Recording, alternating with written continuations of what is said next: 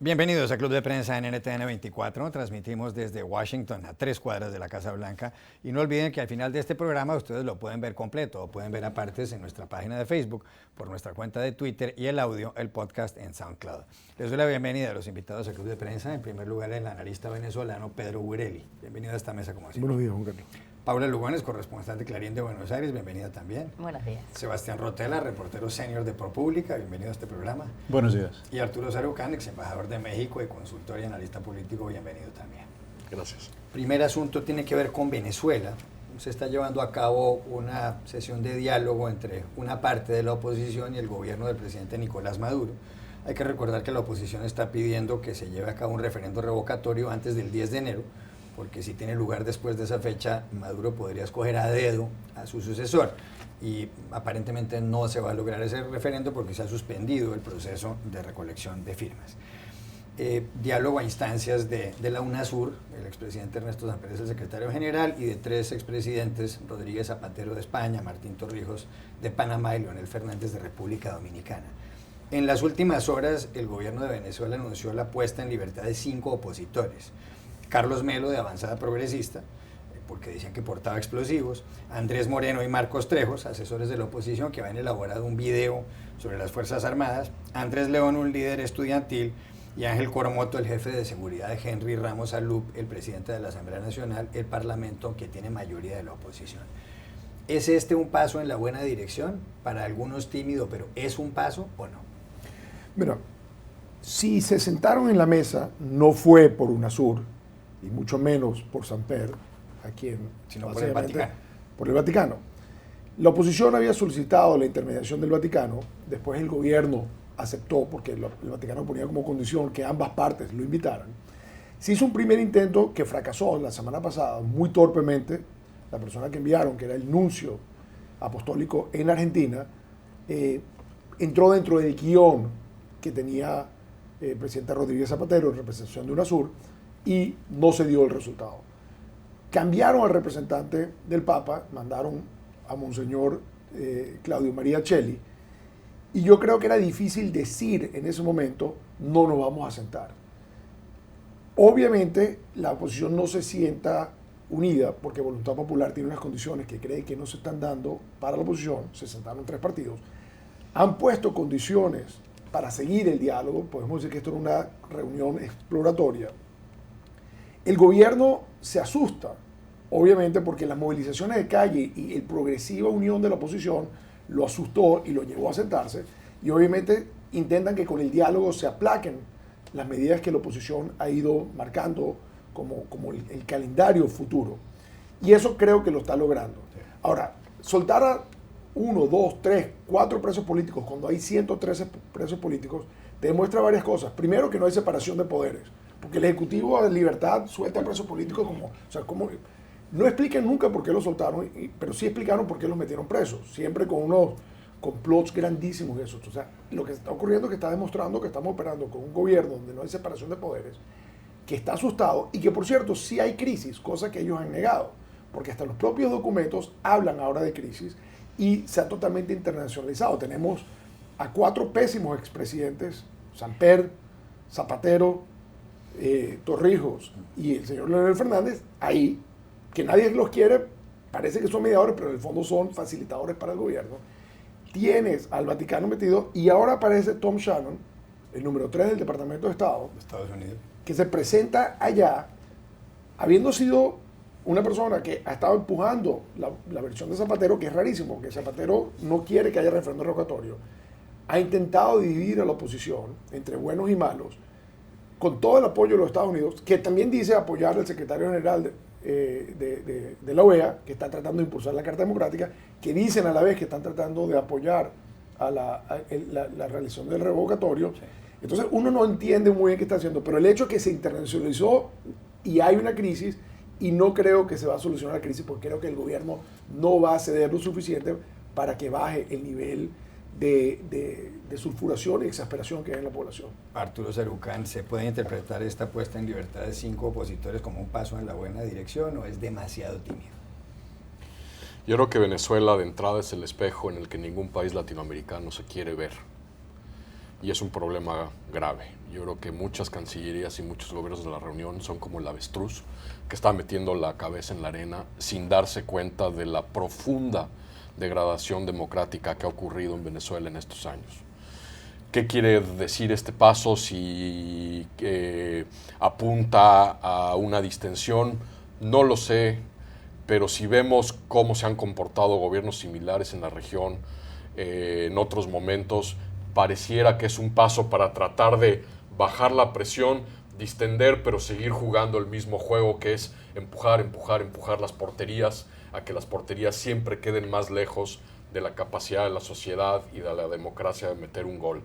Y este es un tema preocupante. Yo creo que América Latina, los gobiernos de la región, no pueden seguir pretendiendo que no ocurre algo profundamente grave para la democracia y la estabilidad democrática de la región en Venezuela. Ya regresamos a Club de Prensa. Volvemos a Club de Prensa en NTN 24 desde Washington. Sebastián, dentro de una semana exactamente son las elecciones presidenciales aquí en Estados Unidos. Se enfrentan Hillary Clinton por el Partido Demócrata, Donald Trump por el Partido Republicano. El fin de semana, el viernes en realidad, el director del FBI, James Comey, les envió una carta a algunos congresistas diciendo que habían aparecido unos nuevos emails de aquel servidor privado de Hillary Clinton. No se sabe el contenido de los emails, fue una filtración aparentemente de Wikileaks. La campaña de Hillary Clinton, por boca de Robbie Mook, que es el gerente, ha dicho que aquí hay un doble rasero, que es curioso que el FBI ahora habla de los correos de Hillary Clinton, pero que hace pocos días no se atrevió a decir que podía haber hackers rusos interviniendo en todo esto. Y para rematar, la última encuesta, lo que se llama el tracking poll del diario The Washington Post y ABC News, dice que si las elecciones fueran hoy, ganaría Trump con el 46% de los votos y Hillary Clinton obtendría el 45%. ¿Puede ganar Trump? Yo creo que todavía es difícil y yo creo que a pesar de este sondeo, la mayoría de los sondeos, sobre todo en los estados claves donde hay que ganar en este país, estado por estado, en el colegio electoral, todavía dan la ventaja a Hillary. Entonces yo creo que es difícil que gane Trump.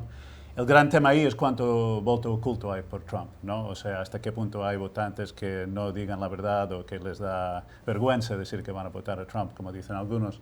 Pero todavía lo veo difícil. Es cierto que ha sido una bomba este tema del director del FBI, que, conociendo un poco los entresijos del FBI, es un personaje visto como independiente, duro, que en el pasado ha enfadado a gente de los republicanos también con otros pronunciamientos, es visto como un hombre de integridad, que la gente dice que tuvo una serie de opciones malas, que le llegó esta información sobre un caso del cual ya había hablado públicamente y había dicho que estaba cerrado y temía que se fuera a filtrar y que él tenía que ir adelante y decir públicamente que había estos nuevos datos que iban a mirar para ver si reabrieron la investigación y tuvo el impacto que tuvo. Pero desde luego el mismo presidente Obama ha dicho a través de su portavoz que él no cree que estuviera intentando influenciar la elección.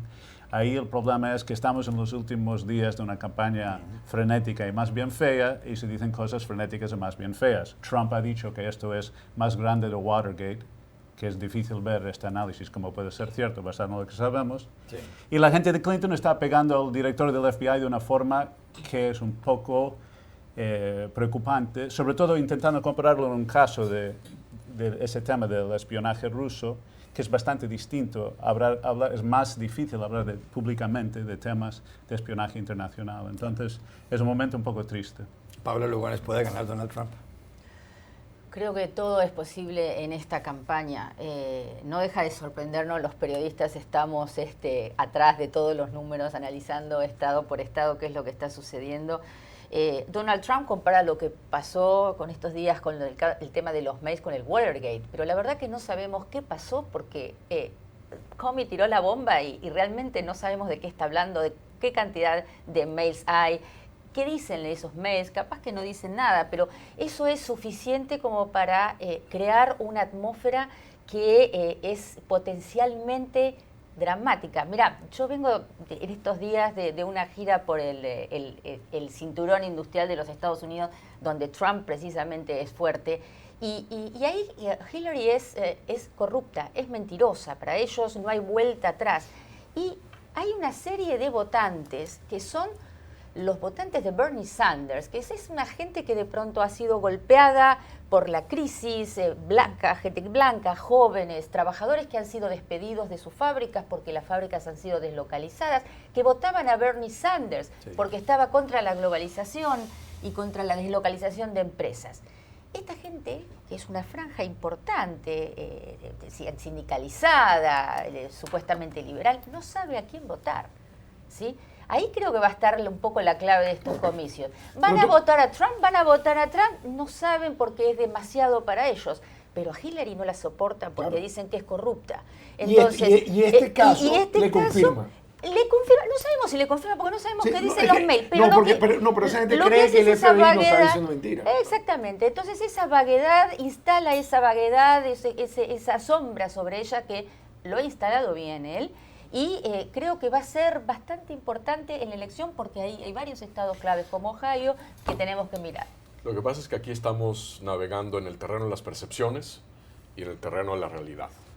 Las percepciones efectivamente creo que abonan a este gran talón de Aquiles de Hillary durante toda la campaña, que ha sido la percepción de falta de confianza y de que son más de lo mismo y de un estamento político poco kosher, por decirlo, ¿no?, de manera amable. Y este tema, estas revelaciones, creo que un poco van a abonar en ese sector que la percibe así este tipo de lecturas.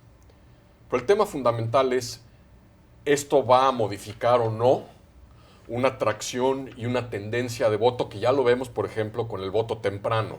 Es decir, aquellos estados que permiten el voto temprano en este país, en donde estamos viendo patrones que a mí me han sorprendido, muy importantes a favor de Hillary Clinton.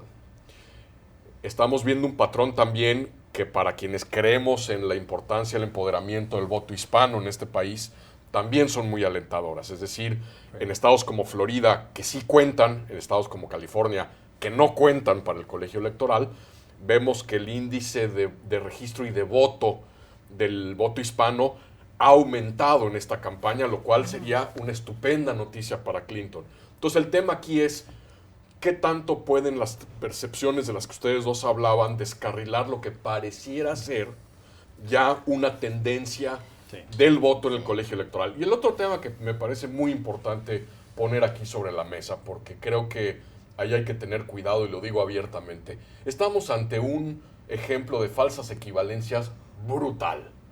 Más allá de lo que yo pueda pensar o no de Donald Trump, que ya se imaginan ustedes lo que pienso, y lo que pienso de Hillary Clinton, estamos comparando a un hombre que la opción que por un lado es un misógino, demagogo, xenófobo, que no ha pagado impuestos en 18 años. Por eso agarraron a Al Capone en este país, contra una mujer que sí ha cometido quizá errores de juicio, que ha usado de manera poco escrupulosa su servidor electrónico, pero comparar esto con el otro candidato... Pero esta campaña lo que se caracteriza es que la verdad aquí no importa. La verdad no importa. Pero ¿por qué no hablamos un momentico? No vamos a comparar la calidad de los candidatos. Vamos a hablar el día después. Vamos a decir que esto no afecta al voto, que se consolidan las tendencias positivas que tú estás montando, que son muy positivas, y el caso sí era real. Y tenemos una presidenta electa en medio de un problemón gigantesco en el que esto sí tenía razón. Porque nosotros estamos comentando todos, por más que seamos periodistas, imaginándonos que una investigación de esta naturaleza está toda en los periódicos. No, yo presumo que la decisión de llevar esto público está basado en algo que tenía la suficiente gravedad que valía la pena hacer este libro. Pero eso no está del todo claro. No, pero es que no está claro porque no va a aparecer en el periódico, pero es que uno tiene que asumir que el señor Comey hasta este momento no ha sido acusado de ser un irresponsable. Estoy seguro que se ha sentado la gente a decirle, usted sabe que esto puede afectar la elección. Esa conversación la tuvieron antes de hacer esto. Eso no es que se paró en la mañana y salió corriendo y le escribió una carta. Él habló con toda la gente que tuvo que hablar y al día siguiente fue que envió la carta al Congreso. Es decir, que hasta tuvo una noche entera para dormir sobre lo que han de haber sido argumentos muy fuertes para no hacerlo.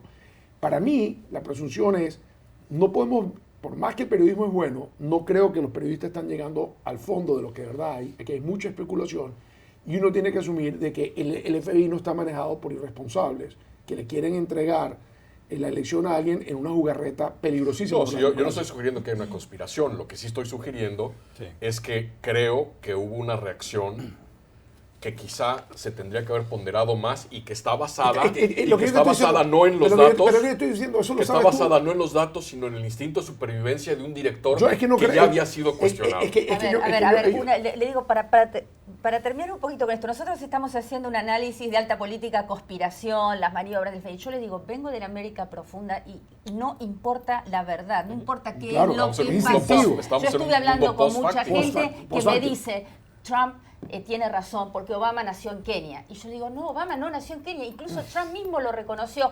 Y la gente me dice, yo leí el libro de Obama, donde Obama mismo escribió que había nacido en Kenia. Yo le digo, no, señor, Obama no escribió que nació en Kenia, y menos en su libro. Sí, es así. Sí. Bueno, viniendo de la América semiprofunda, que es Chicago, yo diría que hay algo de eso, es cierto. Ha sido una campaña especialmente loca en donde la verdad es especialmente efímera. O sea, ha sido una campaña sui generis y preocupante en ese sentido. Al mismo tiempo, yo creo que el elector americano, mucha gente es más sensata de lo que pensamos y están mirando los temas de profundidad. Y que ese tema de los emails es una cosa que nos encanta a los que analizamos estas cosas y la prensa y todo eso. Pero más allá de la percepción de Hillary, que es cierto, de su imagen, no va a ser el único tema y no es un tema nuevo. Y estamos hablando de un director del FBI que habló de muy rápidamente, sin haber visto el fondo de los emails. Es muy posible que muchos de esos emails son repetidos. Y el procedimiento del director del FBI es desde el momento que él sabe, analizando solo lo que se llama el metadata de los emails, sin el contenido, de que hay comunicaciones entre gente que puede tener que ver con la investigación, habla de reabrir, o sea, una revisión para ver si se reabre. Pero todo eso es especulación de prensa. Esta parte se sabe. Esta parte se sabe. Pero lo que no podemos presumir... Es que no está explicado. Eso es lo que alguien dice que una fuente dijo. No, pero el director han dicho claramente que ellos solo han sacado ahora lo que es el orden para investigar el fondo del tema. Entonces, pero lo que yo creo que ellos encontraron, lo que tiene que haber sido que ellos encontraron algunos correos o que no se habían entregado anteriormente, ¿okay? O que no deberían de estar habiéndose transferido a otro. O sea, son dos posibilidades. O estaban en manos de quien no debían de estar, o eran unos que no se habían entregado. Eso es lo que la gente dice que tiene que haber ocurrido aquí. Ahora, si no los entregaron, si después de haber dicho que entregaron todo, no lo entregaron, entonces la sospecha es, existía otro servidor. Hay un sector de esos discos duros que no pudieron descubrir. Eso es lo que los tiene preocupados, de darse cuenta de que pudiera haber una beta en el que, habiéndose destruido en todas las otras computadoras, en la computadora del congresante Weiner quedó información que decían ellos que no existía. Yo creo esto, o sea, uno tiene que presumir de que las discusiones que ocurrieron entre el Departamento de Justicia y el FBI son de un poquito más altura de lo que uno ve en la discusión de comentaristas como nosotros. Son de altura, pero no quiere decir que hay son de altura, pero no quiere decir que hay una bomba en estos emails. Lo único que hay es nuevas pruebas, posibles nuevas pruebas. Pero tampoco quiere decir que no hay una bomba. Pero en un caso del cual el director habló públicamente y ahora siente presión, porque lo que él no quería era que esto saliera como una filtración y que la acusaron de encubrir, que ya es una cosa que pasó. Pero yo creo que aquí el tema también es que estamos en esta época de no importa la verdad y no en el nivel del discurso político. Aquí lo que se importa es cómo pegamos, cómo usamos unos para pegar los otros. Pero que por cierto siempre ha sido así el final de las elecciones. Siempre son. Pero yo creo que esta elección es el pináculo del mundo posfáctico que hemos visto este año en todos lados, en Gran Bretaña, en Colombia, en América Latina, en otros lados. Esta elección es espectacular. En 20 segundos. No importan los mails, si son verdad o qué hay dentro de los mails. Los datos duros no cuentan. Está hecho. El daño ya está hecho. Ya regresamos al Club de Prensa. Volvemos al Club de Prensa desde Washington. Último minuto. Cristina Fernández de Kirchner, expresidenta argentina, fue ayer imputada, fue a declarar en un caso de corrupción. Había varios seguidores de ella afuera. Ella dice que hay una persecución política. ¿Qué pretende Cristina Fernández? Porque algunos dicen que quiere lanzarse al Senado el año entrante y que esto la podría favorecer. Bueno, ella lo que dice que está siendo proscripta, que la justicia la persigue, cuando de hecho ella tiene que responder por innumerables causas de corrupción, las cuales está acusada e imputada. A ver, ella dice que quieren evitar que se presente como candidata al Senado. Lo que ella busca, me parece, es inmunidad para los procesos que se le vienen. ¿Hay algún antecedente? ¿Carlos Menem hizo lo mismo? Sí, o sea, Carlos Menem está en el Senado y si yo cubrí la época de Menem en la presidencia, había una línea, una fila de causas ahí, investigaciones que creo que algunas siguen abiertas, ¿no? Pero es un tema ahí. El drama ahí es que el hecho de que uno puede decir que es perseguido político no quiere decir que hay muchas pruebas que ya se estaban acumulando cuando ella estaba en el poder y la justicia estaba funcionando ya en este sentido y son casos bastante fuertes, ¿no? Entonces ahí tenemos que ver qué pasa. Gracias a los cuatro, a ustedes los espero mañana en Club de Prensa.